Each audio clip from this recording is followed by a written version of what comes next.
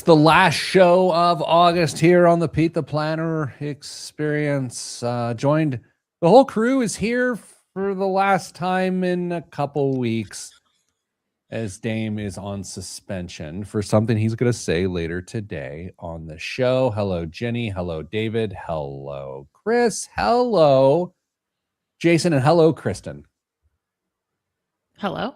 Yeah, that's you. Hey, Andy. And then Dame. How are you? You can't just sneak us in there like we're just part of the crew, part of the crowd. I mean, a little bit of definition would have helped us there. Hello, Jo. All the way from Missouri. There's a theory that if you're in St. Louis, it is Missouri. If you're outside of St. Louis, it's Missouri. Have you guys heard this? No. No. Yeah. Well, I mean, Jo taught me that, but now she's going to probably come back and say that's not true. Hello, Tom Ricks. 7. Man, you guys. There's 6 others. Hello, man. Thank you, Tom Ricks. 7. Dame, my high school reunion, a 30-year high school reunion, is this Saturday night, and I'm not going. No, you don't say. Yeah. Are you a reunion fella? No, I went to the first one and haven't been to one since. Sorry, there may be people listening to this that I graduated with. Sorry. It's just not my thing, man. I'm sorry. Kristen, here's my beef. I got things, but here's my thing.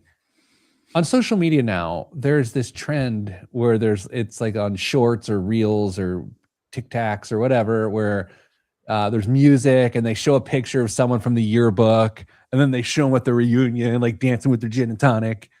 And then it's just like, I'm not going out of the fear that someone's going to do one of those, because I look like I was in a nuclear accident now compared to my high school photo. And I just don't need that. I mean, I live it. I just don't need it captured with a music. You know what I mean? That's fair. So do you think that those who want to frequent the reunion had a glow up? Is that the hypothesis? Is like, I need people to see that I'm doing better now, you know? I have a theory about this, Dame. Oh, okay. No. Okay. I have an actual theory about this. I've talked about this week. The 10-year reunion is the reunion of glow ups. Okay. Maybe you were awkward. Yeah. And then now you're less awkward, or you can afford good skincare. I don't know how this works. 10 years is the glow up. 20-year is a lot less about what you look like and more about like what you've done in life, right? It's more of like what your career is doing. You got some kids or something. 30 years is where, again, I'm not even going to experience it because it's coming this weekend. I think it's where it starts to get a little sad, you know? You're there and you're like, I've gained 800 pounds. I have no hair. I don't know. I just feels like it gets rough at 30. And then I think back at 40, you're just glad to be alive and you go again. Yeah, probably. So you were saying that you've peaked. I peaked when I was 14. It's all been downhill. I think social media has not done any favors to high school reunions, because you get to see people and talk to them and stay connected with them 24/7 if you want to. And at the risk of sounding exactly like I'm going to sound, at least in Central Indiana, people can see me all the time. He's not wrong. So I'm not wrong. And so then there's this dynamic of like, it's not an equal playing field. And and you're like, oh, that's absurd. Okay, it's absurd, but it's awkward. How are you? Oh, I know how you are. Blah, blah, blah, blah, blah, blah, blah, blah. It's awkward to me. Kristen, go ahead. Go ahead. No, please. No, I have nothing productive to say, and we have a hard stop. We do got to get out. I'm waiting for the vapor lock to be done in 30 seconds. Oh, that's fair. That's fair. I think it's a valid point. Now, is this something you should say out loud? Probably not. It's true. Guess what clip's going to be played at the reunion if you're not there? Can they work the AV? I don't know. Good Lord. All right. We're in 7 seconds. We're starting the show. We just got to get through the vapor lock in 3, 2, 1. Am I back from the vapor lock? Yes. Yes. 3, 2, 1. This week on the Pete the Planner Show, we answer your money questions. Here's how the show works. You email us, askpete@petetheplanner.com. That is askpete@petetheplanner.com, and we will answer your question on the show. Oddly enough, today's show has nothing to do with what someone asked us. It has more to do with something we've been wondering. We is plural. Plural equals Kristen Elanius. Kristen, hello. Hello, Pete. And Damian Don, no relation. Good day, Pete. Okay, so lots of chitter chatter out there in the world of things about a trade war with our neighbors to the north. Minnesota. No, Kansas. if states got within trade wars with each other, I don't feel like we're that far off, oddly. Yeah. Canada trade war. Okay. Well, today's show is in no way to take sides in the Canadian trade war. I not my interest. It is not necessarily to say it's much better to be Canadian or it's much better to be American. We're not doing that either. There's some fundamental differences between personal finance in Canada and the US, and they're a little bit shocking. Beyond that, we're going to talk about later in the show, what country is it easier to be middle class? I think that is always sort of the tenor of a lot of personal finance decisions of like, what country is it better to be middle class? So Dame, we got to start when we talk about the differences between personal finance in Canada and the United States. Oddly enough, we got to start with mortgages because they couldn't be any more different, and they're shockingly different. Yeah. There are, if you're not aware of this, what we're about to say might, it will be surprising, certainly. And I hope you're wondering, why in the world would anybody agree to do something like this? Okay, so Dave, before we reveal it, I had the same thought, and then Kristen, I don't know if you thought about this, but I was like, this feels so pro lending institution that because it de-risks lending, like, and I would never think, okay, again, we're just like whatever we're walking into this conversation with, I would never think, I bet Canada is pro banking institution. But this is wild. All right, Dame, do you want to give a rip at what this thing looks like here? If we think about the traditional mortgage, the one that what percentage of people in the U.S., Kristen, do you think have 30-year mortgages, homeowners? I have no idea. I don't know. I didn't look this up, but I mean, it's over 90% probably. Oh, yeah. For sure. Totally. Jamie, look that up for me. So we're all familiar with the traditional, typical 30-year mortgage. We know what it's going to be. 30 years, that payment. Now, obviously, the escrow is going to change a little bit, but we know we're locked into that payment. 30 years.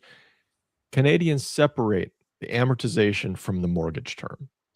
In other words, homeowner might have a 25-year amortization, but only a 5-year mortgage contract. 5-year mortgage contract. We've got 30. They've got 5. After which, they have to renew at whatever the prevailing rate is. They can stay in your house. You just got to refinance it. That is wild. So the interest rate risk is much more of an issue for Canadians because if interest rates are rising, then you've been in a home for 15 years. It's instantly unaffordable because of interest rates. So what you're telling me is in Canada, your guys' time to brag would be running out. Oh, yeah. Oh, yeah. Or has run out. Yeah. So can you imagine? No. Think about the two of you bragging about the like low rates that were 5-ish, 6 years ago, whatever, and that you'd be renewing at like my rate. Okay, 2.5. Okay, let's think about this. Dame, I think 2021 is when I got my 2.5% interest rate. 15-year. 10-year. 10-year. Okay. Yeah.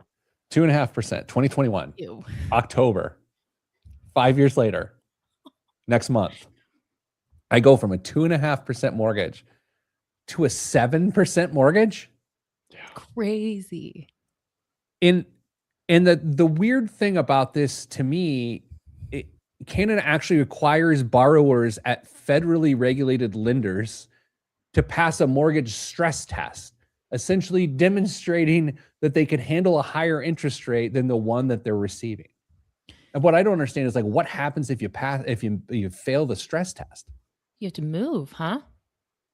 Hey, That's that's what you missed it. Oh, you missed it. You were so close. I'm You were so close. Oh, bummer. So Dame, alone on mortgages, that's wild. That is tough. It makes me want to talk to Canadians and see if that is in fact like how they get their head around it. Because sometimes with cultural differences like this, they don't know that sucks, but it sucks. Yeah, I'm trying to think about how the average household is supposed to budget for anything. Trying to go from your biggest monthly expense goes from 2% to 7%. And you're forced into doing that. I guess I shouldn't say forced. Maybe they have other products, but I don't think they do, because this is the mortgage I always hear about in reference to Canada. So how do you maintain a sane budget if your mortgage rate just went up from 2 to 7% and you already got a car payment, you've got something else going on? How do you manage that? It's wild. That's why Kristen would love it. She gets to just move every couple years. That's true. It wouldn't even affect me. It really wouldn't. You've never been in a house. What's the longest you've been in a house? I'm pretty sure the condo was the longest, and it was just over 2 years. I'm sick to my stomach. I don't know. It's worked out great so far. So Let's try to squeeze in the Canadian equivalent of Roth IRAs, but often people feel objectively that the Canadian version, the tax-free savings account, the TFSA, is better than the Roth IRA. Dame, why do people feel that? Well, biggest reason is that yes, you get the same benefits. You put after-tax money in, it grows tax-free. Withdrawals are actually tax-free, but when you take money out, you get that contribution room back the following year, so you can make additional contributions over that annual contribution limit. So it could be a really, really interesting way to build wealth, not just retirement. Kristen, the crazy thing is the limit is $7,000 of contributions Canadian, which is the equivalent of $5,000 American at the current exchange rate, $5,050. But people do like the TFSA better than the Roth IRA. as practitioners, how did the two of you feel about this one? Because I have big thoughts. Go ahead. I'm hardly a practitioner, but go ahead. Oh, excuse me. Behaviorally, I don't really think that I like it. I think one of the benefits to the way that retirement or qualified accounts are structured in the US is that there's that force function of separating people from the money that's intended for their long term, and allowing someone to use those funds. I don't know behaviorally that it promotes what we want out of the long term for retirement savings. Kristen, this is a tax-free savings account. It doesn't say retirement in there. It doesn't have to be retirement. But we're calling it the Roth equivalent. Because tax-wise, it has the closest relationship to a Roth. You want to talk about feeling sick to my stomach? Kristen, I agree with you. I agree with you. I think it is not conducive to good financial behavior, and something like this in the U.S. would destabilize American households' finances. Boy, that's aggressive. Here's what we're going to do after the break. We're going to come back. We're going to talk about their primary retirement system in Canada and so much more. And then finally, answer the question, where is it easier to be middle class, U.S. or Canada? That is next on the Pete the Planner Show. I am Pete the Planner. This portion of the program is brought to you by NeighborServe. In fact, specifically, The white glove home concierge service by NeighborServe. Mrs. Planner was on a walk with her friend this week, a little lady walk, kind of walking, a little sweating, a little walking, a little sweating, and they're talking. And her friend says, hey, we need some work done. And every time we get a contractor to come out, this is a true story, around replacing some trim on our house, they'll show up and then they won't give us an estimate. And we've done this like 3 or 4 times where someone just doesn't even want the work. Mrs. Planner says, hey, here's what you need to do. Do what we do. NeighborServe's got this home concierge program that never happens to us because they've got really good contractors that don't flake out. Hey, everybody, you don't have time to have 4 contractors come out and then ghost you because they don't know how to run a business. No one has time for that. So do what the Planner household does. Go to neighborserve.com/Pete, actually, for a free 1 month worth of home concierge. You ain't got time to let people waste your time. So go to NeighborServe's home concierge service to guide you along the path. neighborserve.com/Pete. Mrs. Planner did not know she was going to be in that ad this week. She still won't know. And she will never know. It's a good point. Dame, you've got the big one coming up here. The ACD Festival. Oh, yeah. Always a celebration of Dame yelling at other middle-aged men with sort of arbitrary authority. I mean, I can kick him out. There it is. You guys, did anyone else feel, Kristen, did you feel that? Yeah. That was very real. So Dame's town is known for one of the greatest. Can I do my best to say what this is? Please. Oh no, actually, I don't want to do this now. Your tone today, boy, you're just such a provocative actor. I'm just getting into the role already.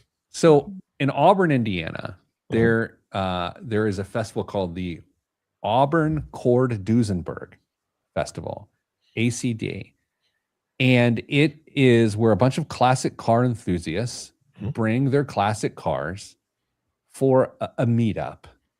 A gathering, a festival, and they pull into a lot, and they have washed their cars recently, and then they stand around the cars and talk about their cars, and they wipe their cars with chamois, and the parking's important because they're a bunch of middle-aged white men, and Dame is there to help with the parking. He's highly involved, and it raises money for spina bifida. What do you guys raise money for?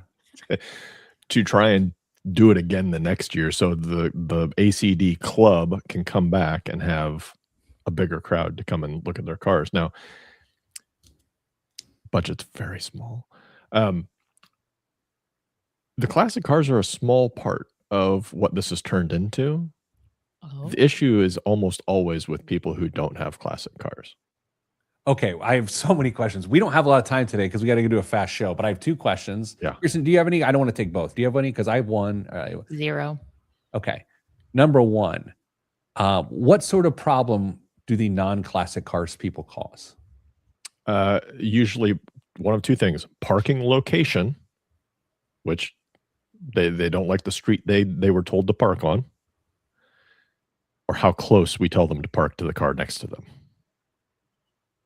Because we got to try and squeeze in all these cars, and it's not in a parking lot. We shut down downtown, streets, state highway, all sorts of stuff, and so we've got limited space that we can try and get 600 plus cars parked in.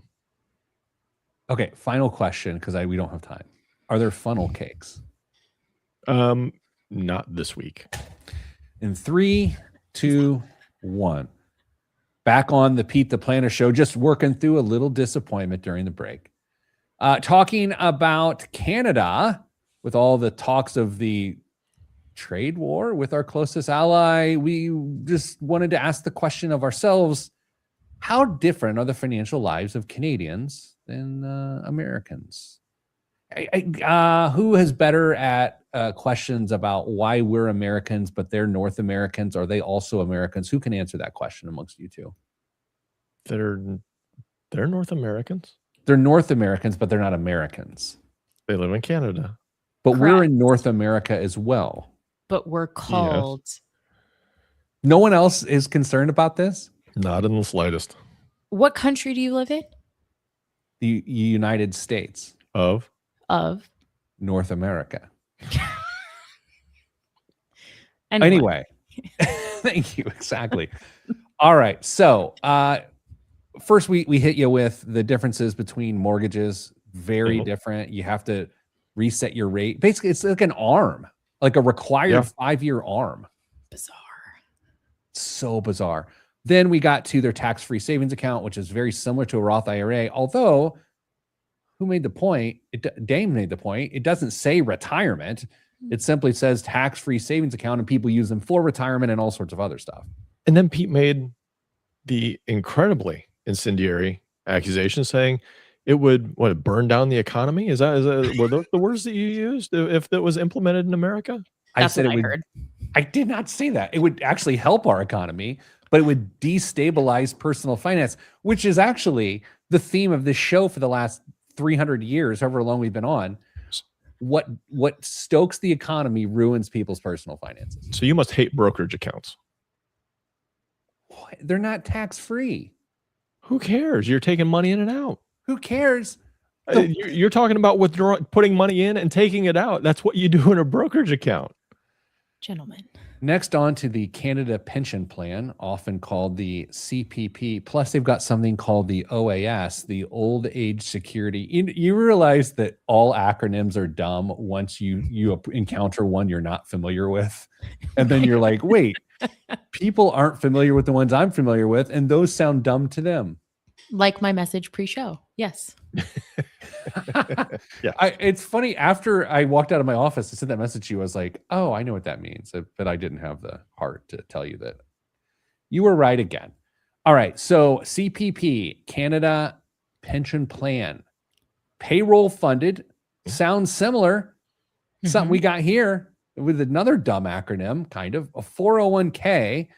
And employees generally contribute about 6% on covered earnings up to this first ceiling with the employer matching it. So that I want to stop there. I am hearing Canadian employers are putting in 6% as opposed to American employers put closer to 4%. If generally matching and we're pushing 5.95%, I suppose that's exactly what it says. Feels suspicious. I will say the U.S. equivalent in dollars to the max still works out to what, Dame? $25,000? Something like that. Yeah, we did the math a little bit earlier. So I would say these are pretty similar. So this is how it would compare. By the way, we need to get to the OAS. The OAS is a little different than a 401k. The OAS eligibility is primarily based on age and Canadian residency rather than your actual work or contribution history. So you get an OAS, or you have old age security, which again feels like Social Security to me. Is that how you guys are reading that one? For sure. All right. So in the US, you've got Social Security, a 401k/IRA, and a pension if you're lucky. In Canada, you've got the CPP, which is the version of the 401k, the OAS, which is the version of their Social Security. Then you've got the RRSP and the TFSA, which is their tax-free savings, plus employer pensions and savings if they have them.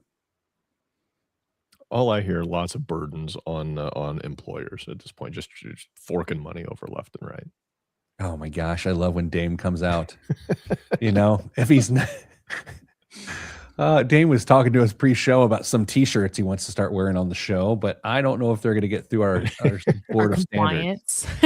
Yeah.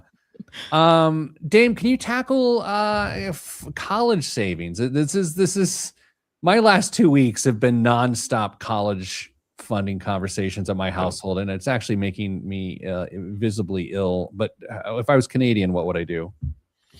Well, Canada has the RESP, the Registered Education Savings Plan, RESP. Typically, the government's going to contribute about 20% of the first $2,500 parents contribute each year. So you're getting a kicker from the government for saving for your kids' education. Now, this doesn't feel that different than the Indiana 529 savings plan, where if you put in $5,000, you get $1,000 back.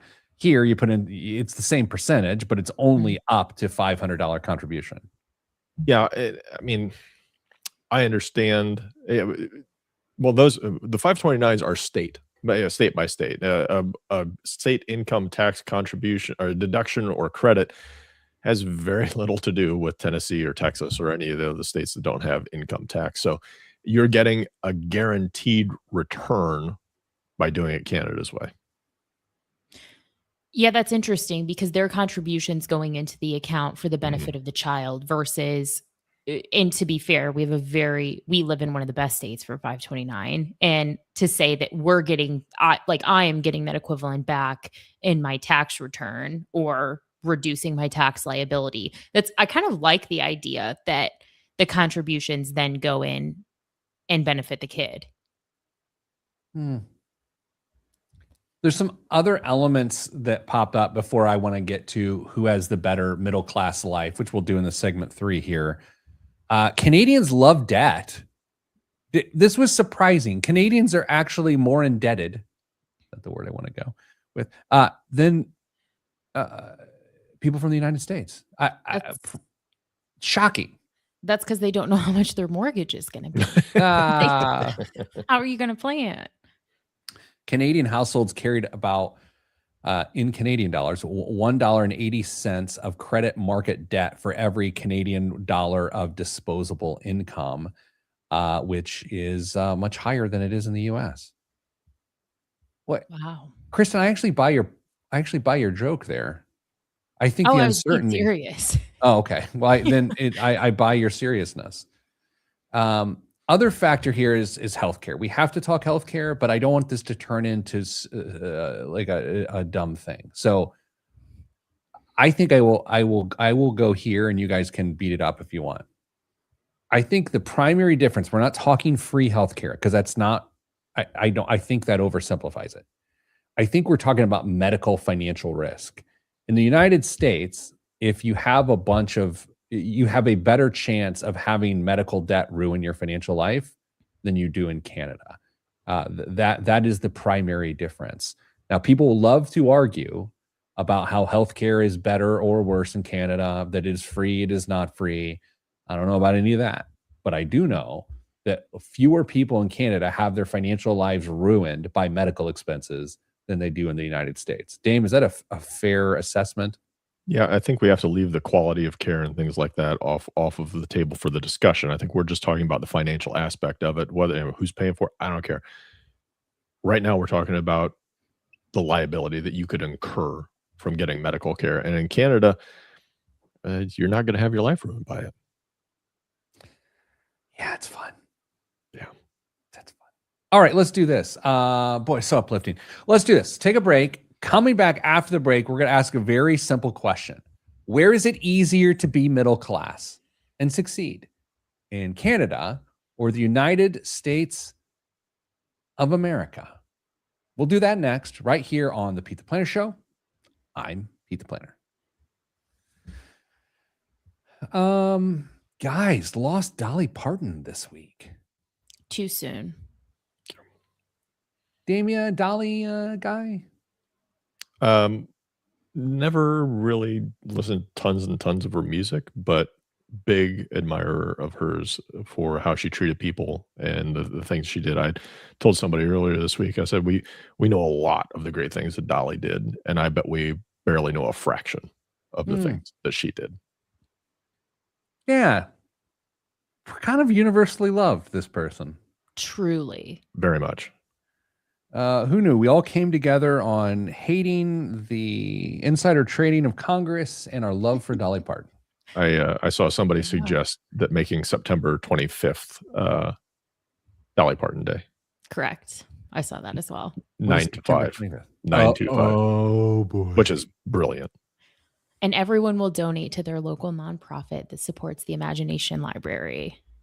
Andy points out Tim Curry as well. And then I don't know if anybody else saw it, that Glenn Close posted a very cryptic post on, I think it was Instagram, saying she's out in the mountains or wherever she's at, and she's I'm in mom's shirt Pip's right behind me, and blah, blah, blah. And she's making it sound like she didn't know if she was going to see the sun come up the next day. So What? if you go look, I think it was Glenn Close, and I think it was Instagram. But if you go find that, not right now, Pete, you're doing a show. Dame, what Yeah. media are you consuming that you would know? Hey My guys, algorithm is just a Glenn nuts. Close update. Yeah, it's not. I mean, I'm assuming it's because I had just looked at like Tim Curry, something about that right before, and then Glenn Close pops up, and I was like, Hey Dame, you want to do a little segment called Kristen Disappoints Us Both? Oh no. oh, yeah, I think I can play along with this. Kristen, have you seen one of the Tim Curry greatest movies of all time? You already Clue. know the answers now. Clue. No, I had to. I always feel like I am that Keke Palmer video of like, I am so sorry, I don't know who this man is. I don't know if you guys have ever seen that clip, but that is me every time you guys ask me about like any person or any movie. It's like, I'm sorry, it might have been really good. I had to Google who Tim Curry was. Well, let's do a turnabout here, despite the fact that Dame looks like Sean Evans. Dame, do you know who Keke Palmer is? No idea. See, there it goes. It's amazing. I knew that was coming. The not Sean losing any Evans sleep thing over it. was good. Thank you. That was good. Clue is one of the best. When I was a kid, I swore I watched Clue 150 times. It was so great. Dame, did you enjoy Clue? Yes. So good. I am a singing telegram. All right. So anyway, that's what we got. All right, let's come back after the break. I'm going to do it just so you know, coming back after the break. I have a nice tribute to longtime WIBC traffic reporter Matt Baer. I wanted to do it at the beginning of this segment. He's passed away this week as well, so I might do it now. Just warning to you all. Okay. 3, 2, 1. Back on the Pete the Planner show. Before we get ripping and rolling on the difference of personal finance in the United States and Canada, just want to send my love and appreciation out to the family of Matt Baer, traffic reporter for WIBC for a number of years, passed away this past week at the age of 48. I've known Matt a very long time, incredibly kind person. And so he will be missed by everyone who ever knew him. And so love and hope to his family. Now, how do you transition out of that? Well, let's transition to that by like, what happens if you were in middle class and you live in the United States versus you live in Canada? Your life is different. And so let's talk through various aspects of a financial life and where you benefit depending on where you live. So Dame, we're going to start with a paycheck. Okay. So the average worker in 2025 in Canada made $81,745 gross, which is $60,811 net in what we're calling purchasing power adjusted US dollars. This is a very long-winded way to say, living in the United States, your paycheck goes further. You have more purchasing power in the United States.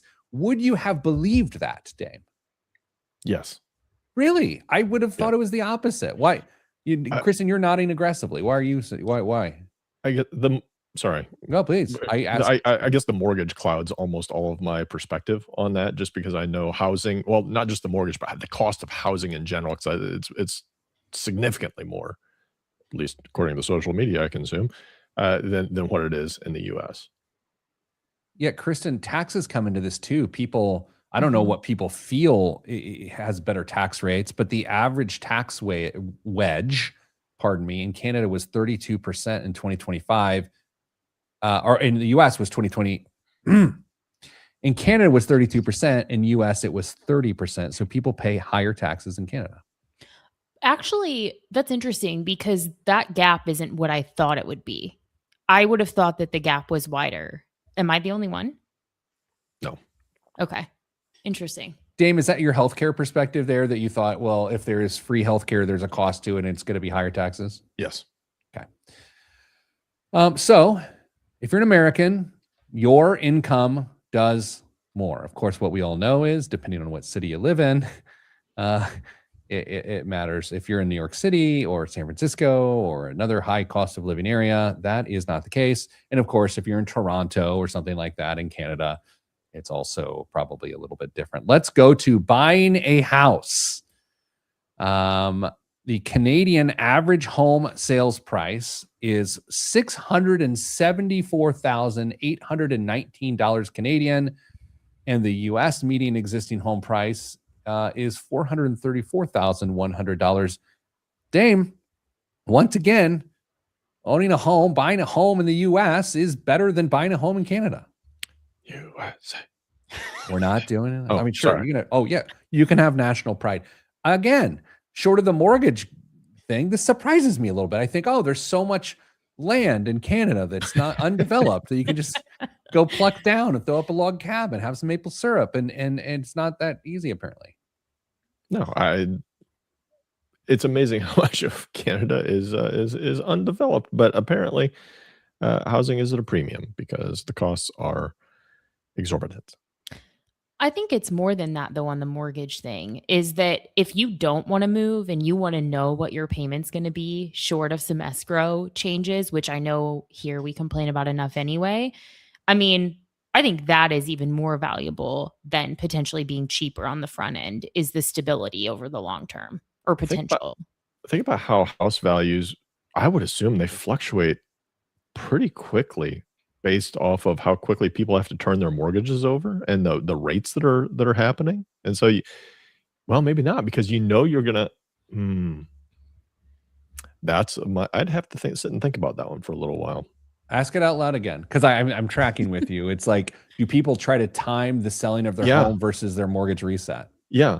So is there more volatility in home prices because of the turnover in mortgages, the 5-year refinance, versus where you could just sit in the house for 30 years here and keep inventory off the market?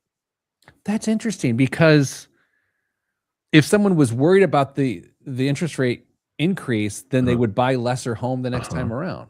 Yeah. And then therefore housing prices remains stable. But if there's a lot of people making that decision, like this October, and they're all looking to go to a smaller house and there's not as much inventory and you've got more buyers than sellers. Oh, that's bad too. Yeah. But then you think through this and you're like, well, is that really pro banking? Because then there's massive default risk for banks at that point in time if there's no market. Yeah. All right. On to having little kids. Kristen, you currently have a little kid. indeed. Reality says you should have had that kid in Canada. 8. My bad. Yeah, you messed up again. 8 provinces and territories have average regulated childcare fees of $10 a day or less Canadian. $10, with the rest participating in the broader affordability program. American households pay $1,200, $1,500, $2,000 per month for childcare. It's a blip in Canada. It's interesting because I view, as someone who has shopped childcare and works on a childcare plan like every week, I view it as an opportunity for me. Like, how can I do, like, my childcare costs are lower because of some really intentional decisions that we make in our house that I understand not everyone has all of those decisions, but like from my specific seat, I actually view like our childcare situation as an opportunity. Dame, how much do you think people are dissuaded from the fact that if you put a child in childcare in Canada, that it is cared for by a moose? I was going to say it was golden retrievers, so you beat me to the joke. But I mean, how are they affording $10 a week? Like, what do they pay these workers? I don't know. Well, I mean, it's clearly subsidized childcare, so the government is somehow paying for this. Yeah. Isn't this the Zoran Mandani? I don't know how to. Is this the New York thing, free childcare sort of thing? Could be. Interesting. Anyway, all right, getting sick. Now this is gonna get interesting. We are talking about finance today here on the Pete the Planner Show. Canadian healthcare is not free. Okay. And I'm not here to argue that it's better. I am here to argue, though, that the limits that come with your financial obligations to your healthcare costs are significantly more advantageous in Canada than the US. If you can't afford it as a middle-class person in the US, it can and will ruin your financial life. In Canada, it won't. Dame, beat it up. I don't know that I can. I'm without making a bad joke that will probably get me suspended for 2 weeks. Oh, go ahead. You're going to be suspended for 2 weeks anyway. Nah, I'd rather not irritate our neighbors to the north. Kristen, any beef with that? No beef here. I haven't even brought up poutine on this episode, which is wild because it's my so favorite true. food. How is that? Anyway, continuing on, we got to finish this up. Sending your kid to college, Canada, again, average tuition significantly less in Canada. Feel free to argue about the quality of education. I'll leave that to someone else. Saving and investing as a middle-class person, it's more advantageous to do it in Canada. Retirement is a draw. Both systems kind of cancel each other out. And so if you're keeping track at home, earning power, it's better to be middle class in the US. Buying and financing a home, US by far. Raising young kids, Canada. Healthcare, financial risk, Canada. Paying for college, Canada. Saving, investing structure, Canada. Retirement is a draw. Canada wins 4-2 to 1. I don't know what you're supposed to do with that information, but I do know this. Coming up after the break is the biggest waste of money of the week, right here on the Pete the Planner Show. I'm Pete the Planner.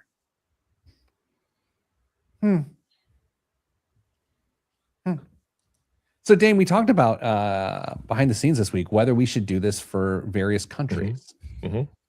I still don't know. In the chat right now, for those listening right now, live stream, or those that are listening on the podcast, feel free to send us a note, askpete@petetheplanner.com, or just comment in the live stream. Do you want us to do this for other countries? Mexico, China, UK, Peru? I don't know. Vatican City. Dame and I are leaning towards it. Kristen is leaning against it. And Dame's out for 2 weeks. So we wouldn't do it without him. Please don't. You will get nothing out of your co-host if you do this next week. All right. There we go. This is Kristen's point. Yeah. Not really that interesting. Not sure what actual advice this provided. Fair. Yeah. France. Okay. Let's finish the show. Boy, this is going to be a doozy of a fast show today. Indeed. Let me get Sorry, Jeremiah. To do. Jeremiah, he would have gotten like the opening segment of Boss Hog of Liberty in the first 50 minutes here. They've got so many people on that show just to introduce each other. It takes 54 minutes. That's crazy. They all have nicknames. No one on this show has a nickname, right, Dame? Nope. 3, 2, 1. This week's biggest waste of money of the week, right here on the Pete the Planner Show, is the Vogel Paul Newman Roper boot.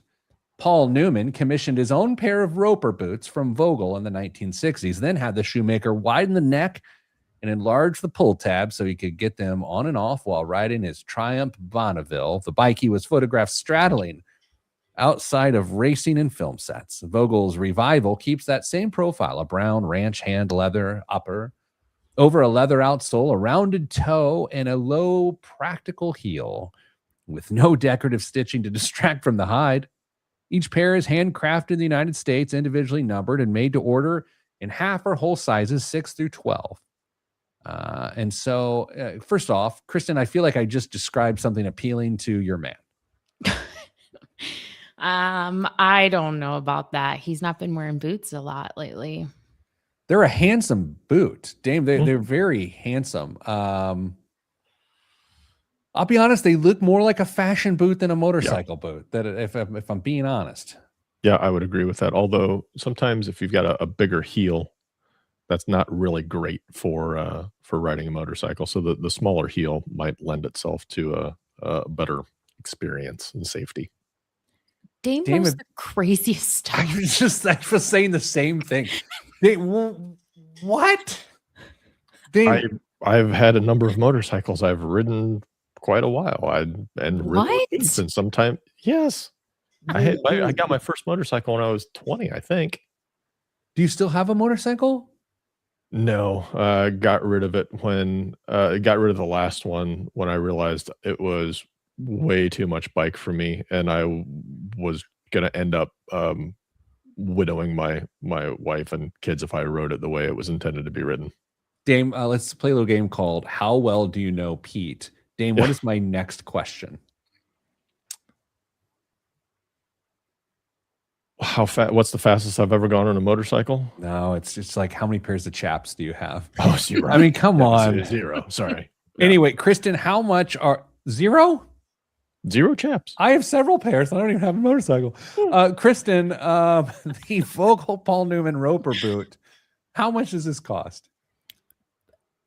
Boots are just so expensive anyway. These are $450. All right. Dame Chaps done. What about you? I'm going to say these are $1,000. 2,500 American dollars, significantly more in Canadian dollars. Dame, what is in the news this week? Say those were Paul Newman boots or Steve McQueen? Paul Newman, I think, right? Paul Newman, and they are finished with dressing. Well done. Kristen did not get that reference. It's all right. It's fine. Americans say they're worried about the economy. They just haven't stopped spending yet. Consumer confidence fell to a 7-month low in August, with people more concerned about jobs, inflation, and business conditions. But Visa just processed more than $4 trillion in quarterly payments for the first time. MasterCard, nearly $3 trillion. Both companies' stocks recently hit record highs. Surprising, huh? So what gives? Consumers appear to be getting more selective, not necessarily shutting their wallets. Walmart, Target, and Home Depot all say shoppers are hunting for value and pulling back on bigger purchases. Concern is not just how that the spending is being funded, or that is the concern, actually. Personal savings rate fell to just 2.7% in June, meaning Americans are saving less than 3 cents of every dollar in disposable income. Since consumer spending makes up roughly 70% of the U.S. economy, the big question is what happens if Americans eventually start spending the way they say they already feel? Serious question, not like one that I'm fishing. Do you guys think this is behavior, poor behavior, or do you think this is indicative of where we are with the cost of goods? I wondered that myself, actually, how much of the spending is due to just increase in costs, and people are not spending because they want to, but because they need to. I would guess it's a blend, but how much I can attribute to one versus the other, I don't know. But I think there's definitely some pressure on spending just because of the cost and how people are budgeting or not budgeting right now. Yeah, Kristen, do you have a take on that one? Yeah. Yes, it's probably a blend, but I also believe that the average consumer gives themselves too much leniency or slack and then uses that as justification. I tend to not be as forgiving in this area. Fair. Dan, what else is in the news? Chicago spent years digging itself out of a financial hole. Now it appears they're sliding back in. The city is facing a projected budget deficit of about $700 million next year, while credit rating agencies have already started downgrading Chicago again. A big part of the problem is something that I'm pretty sure we've talked about before: pensions and debt. About 40% of Chicago's operating budget now goes toward pension contributions and debt payments. I would like to point out something really important to this story is they aren't $700 million in debt. They're running a $700 million budget deficit. Correct. Those are very different. Yes. That means they are going in debt by at least $700 million per year, plus the interest they're paying on the debt they already have. So that's a lot. Every time I see Chicago's one of the leaders when you hear stories like this, but they're not the only municipality or state that has issues like this. And I think about all of the workers for the state or local governments that are depending on those pensions that they've been promised to get. And when you look at the balances of some of those pension funds, woof, there's going to be some reckoning one way or the other in those. How do you think that sorts itself out? Either they get bailed out by the federal government or they end up taking less of a benefit. So the only way they get bailed out from the federal government is if the administration turns over. Yes. Yeah. So a different administration would come in and either make up the shortfall in some of the pension payments that have been due to the pensions. That's probably the most likely one, would be my guess. What else is in the news? Weddings. Oh, they're expensive. I don't know if you knew this. They're expensive. Apparently, so much so that some brides have decided to bring in corporate sponsors. Stop. The average wedding cost more than $34,000 last year, and spending jumped another 8.5% in the first half of 2026. So some couples are borrowing a page from influencers and partnering with brands to help cover the bill. We're talking about sponsored dresses, alcohol, invitations, beauty products, party favors, Kristen, even bachelorette parties. Great. Bachelorette parties. Sign me up. And you don't necessarily need millions of followers to get a deal. The trade-off, of course, is that your wedding starts to look a little less like a private celebration and more like a marketing campaign. Still, if it's $34,000, I can understand the appeal. At this rate, the next big wedding tradition may be something borrowed, something blue, and something brought to you by Capital One. good copy. Dame, that's good stuff, pal. Kristen, you can say punt. If you were to plan a wedding, what do you think you would spend on a wedding these days in the world of Kristen? However much a marriage license is, and the girl that always takes our family pictures, that's it. That was not the answer I was expecting, but that's actually the right answer. I mean, for you, that is. I don't know how I missed that one. 34,000 was actually a little bit less than I thought. Really? Well, I mean, I think we've talked about this in the last several months at some point on the show. Like, I'm so far out of that world, I have no idea. That's fair. I just had a conversation with somebody this week, maybe last week. Their goal is to save $50,000 for their wedding. If you can save it, go right ahead. They are not going to be able to save it. Oh, they are or not? Are not. $50,000 for a wedding. Gosh, I feel like we did a show within the last couple of years about how like a wedding will ruin your life or something like that. I think so. So romantic. Anyway, speaking of romance, I have a gift for you. It's good vibes, because good vibes are all that's in the budget. Thanks for listening to Pete the Planner Show. I'm Pete the Planner. My favorite. Yes. My favorite part of the last segment was when Dame read the copy of like, they just haven't stopped spending. And he was like, I'm going to watch that back. Cause it was like, it worked really well. It made me laugh almost out loud. Dame, is the ACD next weekend or the week after? Next week, Labor Day, always Labor Day weekend. Okay. So on Friday during the show, what will you be doing during the show? Yelling at old men. Can we call you for a live on minute location? Live on location. No. Oh my God. It's a different persona. Did you see that, Kristen? Correct. Okay, here's the thing. You keep saying ACD, and on Friday we're going to see ACDC. And I keep getting confused thinking that Dame's also going to the ACDC concert, even though I know that is not true. I mean, if you can get them to show up at our festival, I'd love that. I'm just hoping they show up Friday. Dame, are you not going to FaceTime with us next week because you don't want us to see you in your chaps?